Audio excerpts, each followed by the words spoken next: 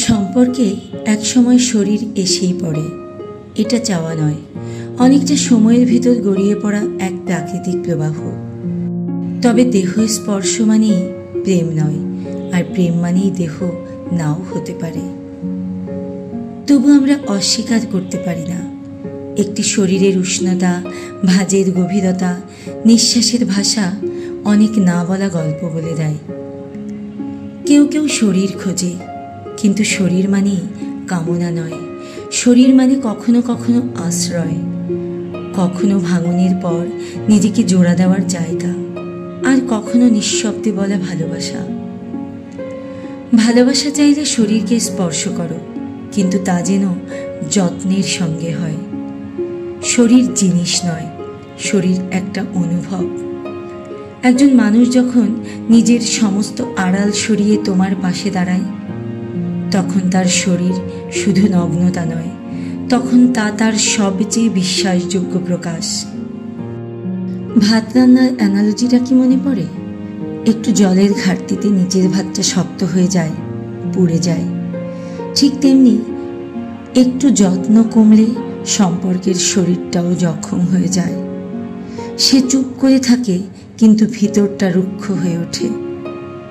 আমি বলি, শরীর মানে অভ্যাস নয়, শরীর মানে যত্ন। শরীরে হাত রাখার পর একটা চাদর তুলে দেওয়া, এই ছোট্ট আচরণটাই বলে দেয় তুমি তাকে কেমন ভালোবাসো। আজকাল অনেকে শরীর ছুঁয়ে শরীরেরই গন্ধ ভুলে যায়। যেখানে আদর ছিল সেখানে কেবল ক্লান্তি পড়ে থাকে। তবে যে ভালোবাসা সত্যিকারের, সে শরীরের দাগও ভালোবাসে, ত্রুটিকেও আপন করে নেয়।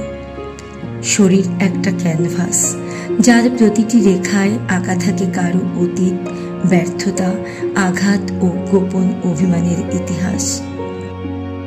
যদি তুমি একজন শিল্পী হও, তবে সেই শরীরকে ছুঁয়েও তার ভাষা বুঝে, না হলে আঁচড় ফেলে যাবে, যেটা আর কখনো মুছবে না। ভালোবাসা মানে এই নয় যে শরীরকে পবিত্র ভেবে দূরে রাখা।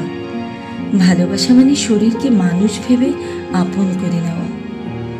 তাই পরিশেষে বলছি, যে মানুষ তোমার শরীরের ত্রুটিকে ভালোবেসেছে, সে তোমাকে শুধুই শরীর হিসেবে নয়, একজন মানুষ হিসেবে ভালোবেসেছে।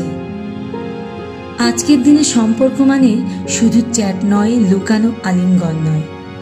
সম্পর্ক মানে স্পর্শ, সংযম আর যত্নটাকে ভালোভাবে বোঝা। ভালোবাসা মানে শরীরকে সম্মান করা, না ছুঁয়ে নয়, বরং ছুঁয়ে সযত্নে রাখা।